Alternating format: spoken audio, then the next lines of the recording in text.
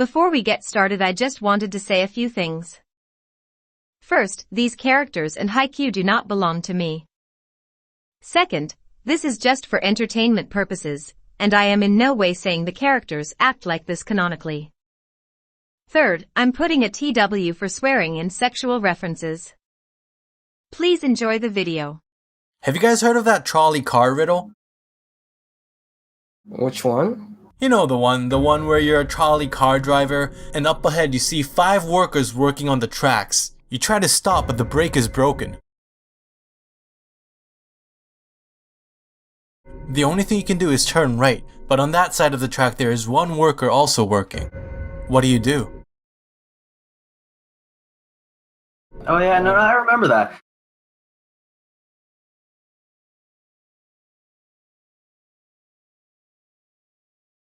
But the correct answer is, I would flip the trolley so I don't hit anyone. Well, you would die. Steven's the philosophical thinker here. Wait, so you would sacrifice yourself to save others? Well, I mean, like, just because a trolley car tips doesn't mean I'll die. It's easier for me to live. How would you tip a trolley car? Like, start doing that motion left and right, just really fast? Yeah, no, like the Pirates of the Caribbean thing. Yeah, but, okay. Go side to side. Let's say you can't do that and you have to pick one, either 5 or 1. What would you do? Would you turn right, kill that 1 for the 5? Oh yeah, obviously. 1 person is less valuable than 5. But then again, if it's like a cancer doctor versus 5 KKK members, then I'll totally keep going straight.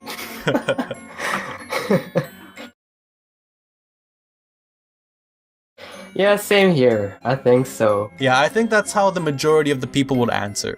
But let's say this time, it's the same situation, but you're an onlooker, and you're on the sidelines of a trolley car, and you're about to see the 5 workers die. Now you feel helpless, but on your right, you notice a very fat man leaning over. All you would need to do is give a gentle shove for him to fall down and crash, and he would get hit by the trolley car, he would die, but stop the car and save the 5 workers. Would you do it?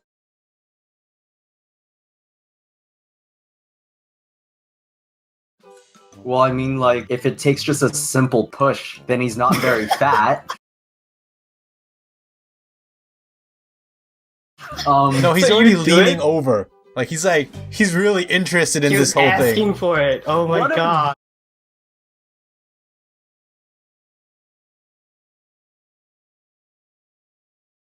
Jerk. He's watching people die. Yeah, he's gonna die. You want push him over. Holy Just crap. because he was leaning over? Yeah, that means he's like so invested in their deaths.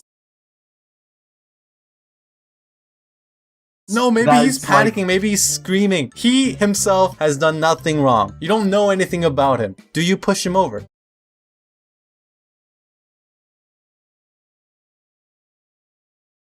Okay, so that's actually a better question.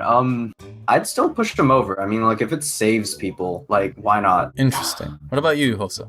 Ah, blood on your hand. But So, then, hydrogen peroxide will take it off, don't worry.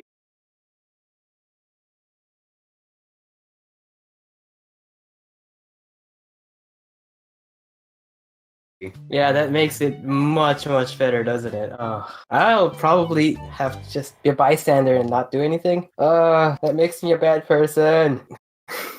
Okay, so the dilemma is this. What changed from the first question to the second one? The You're fact physically that- involved in it? Yeah, we're physically killing a person. That's the big difference. You're still physically killing a person on the other side. The difference is we're ending some guy's lives. He could have lived a perfectly happy life without us, but instead we just killed him. Isn't that the that's same situation for the other worker on the other track? No, because we have pretty much no control over the trolley car other than going left or right. It's already gonna kill somebody. Oh, actually, wait. Okay, so people will usually say this makes it too personal, and then the next question rises.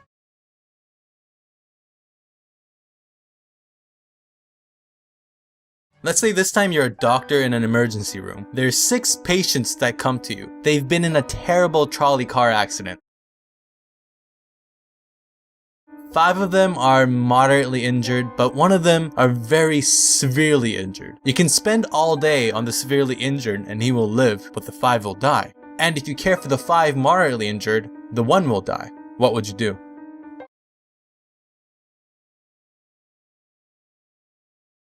This is Canada. I know. Where are all the other doctors? That's the real question. Well, hypothetically, let's say it's somewhere else. Okay, so Obviously the 5. yeah, same here.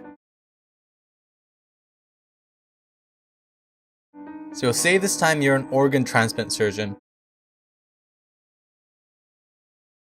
5 patients come and each of them are in desperate need of an organ transplant in order to survive. 1 needs a heart, 1 a lung, 1 a liver, a kidney, and the 5th a pancreas. But you're out of organs to donate.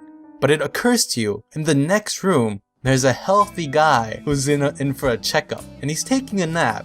You could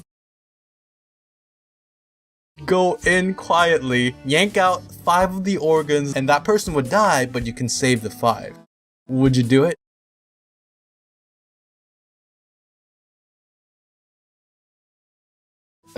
First, that goes against the doctor's code.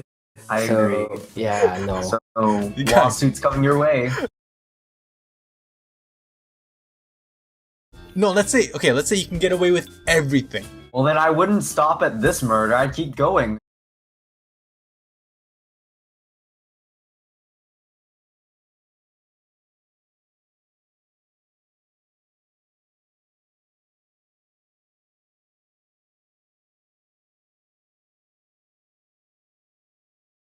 No.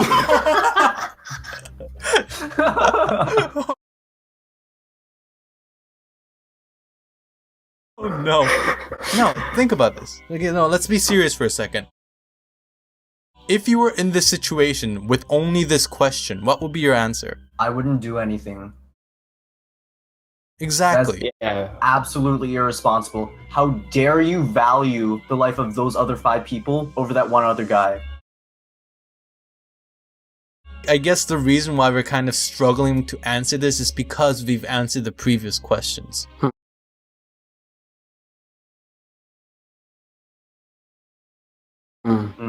I guess. But honestly, just the fact that the guy has done nothing wrong, there's nothing wrong with him. We're pretty much killing a healthy person whose only crime is to be at the wrong place at the wrong time. I mean, like, that's kind of the same with the fat guy. Okay, so I feel like there's no such thing as right or wrong, because if you look at history, something that used to be thought as right now is completely immoral. So when I look at these questions, the only way I would answer these by would be by ethics that the society taught me, or the way I feel. You know what I mean? Interesting. That might cause people to think of me as a bad person, but... You know, these questions are from a professor named Michael Sanders from Harvard University. It's his series called Justice. He has like 10 lectures about all of these moral dilemmas. But basically, it's teaching new law students that come to Harvard that life is never black or white.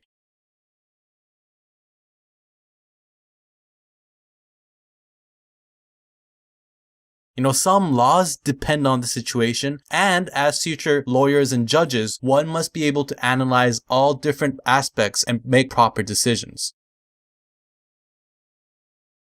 Do you get it? Because I freaking don't.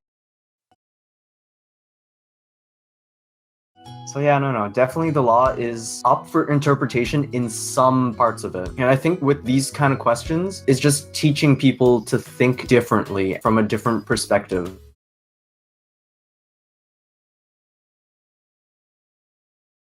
This Michael Sandel dude, I would love to talk to him in person. He talks about cannibalism. You know, but is it actually wrong? He talks about everything. It's amazing.